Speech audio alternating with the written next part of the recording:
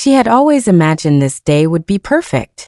From the time they were teenagers, she'd stood beside her best friend through every heartbreak, every failed relationship, every fantasy wedding plan scribbled on napkins. When the engagement finally happened, it felt like a shared victory. They picked out colors together, laughed over cake samples, and cried in bridal boutiques. She wasn't just a guest. She was part of the foundation that held it all together. But as the months passed, small cracks began to form. Texts started going unanswered. Calls were returned with rushed excuses. Her name disappeared from the group chats. When they met in person, it was never alone anymore. Always with other bridesmaids. Always with a kind of performative politeness that hadn't been there before. She told herself it was just wedding stress, that things would go back to normal once the chaos passed. But deep down, she could feel the distance growing. The bride was smiling more with others, her trust being redirected, her loyalty quietly shifting. There was no confrontation, no dramatic moment of betrayal, just a slow, suffocating drift. Until one quiet evening, she received a message. It was short, cold, and final. A request, not even a conversation, that she not attend the wedding. No explicación. No apology. Just a wall. And in that moment, everything they had shared began to feel like something fragile, rewritten, and discarded. The shock of the message lingered like a bruise she couldn't explain. At first, she thought it was a mistake. Some miscommunication that would be cleared up with a call or a tearful apology. But as hours turned into days with no follow-up, the silence grew louder than any excuse. She scrolled through social media obsessively, watching the final days of wedding prep unfold without her. There were photos of the rehearsal dinner, the final dress fittings, the glowing captions filled with love and excitement. Her name nowhere to be seen. She began piecing things together through quiet whispers and half-truths. A cousin mentioned in passing that the groom's family hadn't approved of her. Apparently, they had voiced concerns about her presence being a distraction. Someone who might pull attention with her personality, her body, her energy. But the worst part wasn't what they thought of her. It was that her best friend, the woman who once said they were soul sisters, had agreed. She hadn't defended her, hadn't fought for her place. Instead, she had quietly erased her from the narrative to avoid discomfort.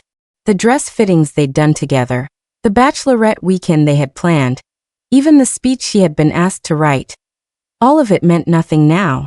She was labeled a liability, not by strangers, but by someone she had trusted with her entire heart. The betrayal wasn't loud or public. It was quiet, strategic, and it cut far deeper because it had been so deliberate. The pain settled into her chest like a weight she couldn't lift. She spent the night replaying every memory, every shared secret, every moment of laughter that now felt hollow. Sleep wouldn't come. Her mind raced with questions that had no answers and anger that had nowhere to go. At first she blamed herself. Maybe she had been too loud, too visible, too unapologetically herself. Maybe that was the problem. But as the morning light crept through her window, something shifted. The sadness didn't fade, but it hardened into something sharper. She thought about the wedding, the carefully curated image, the perfect photos the bride would post, and the applause she would receive for creating such a tasteful event. And then she thought about the dress. It wasn't just any dress, it was her best friend's obsession for years. They had talked about it in cafes, flipped through bridal magazines dreaming of the day it would finally be hers. She knew the designer. She knew the exact style, the intricate detailing, the subtle shimmer that caught light just right. She had watched the bride cry the day she tried it on. And now it would become a weapon. Not to destroy the wedding, but to take back her dignity. To remind them all that she wasn't someone to be pushed aside. She didn't need an invitation to walk into a room that was once hers too. The idea took root slowly, not in rage but in cold clarity.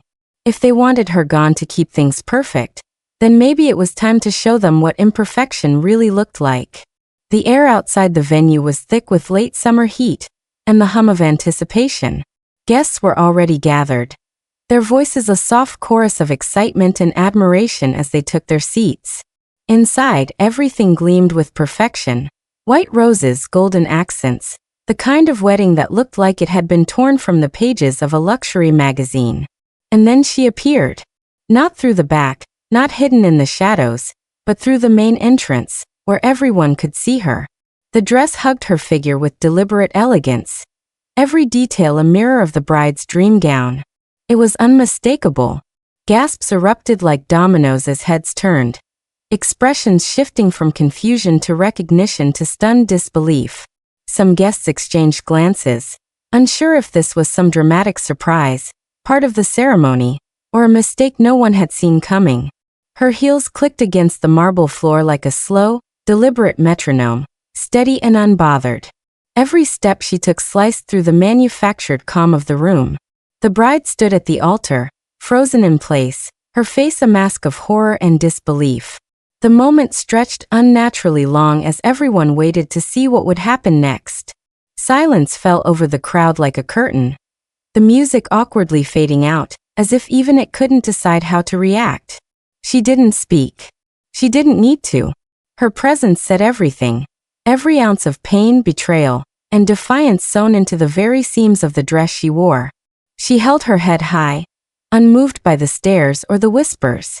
It wasn't revenge she walked in with. It was power reclaimed. Security was called, but they hesitated, unsure of how to approach the situation without making it worse. The tension in the room was sharp enough to cut. Some guests stood frozen. Others whispered furiously behind their hands, phones discreetly recording what they sensed might become unforgettable. The bride, visibly trembling, tried to compose herself, but the damage had already been done. Her carefully curated image had cracked wide open. What was meant to be the most flawless day of her life was now stained by a silence more deafening than any scream. When she was finally escorted out, the woman in the dream dress didn't resist. She left with the same grace she had entered, her back straight, her steps unhurried. Outside, the air felt cooler, cleaner somehow. She didn't cry. There was nothing left to grieve. The betrayal had already taken everything it could from her. And what remained was something stronger than vengeance.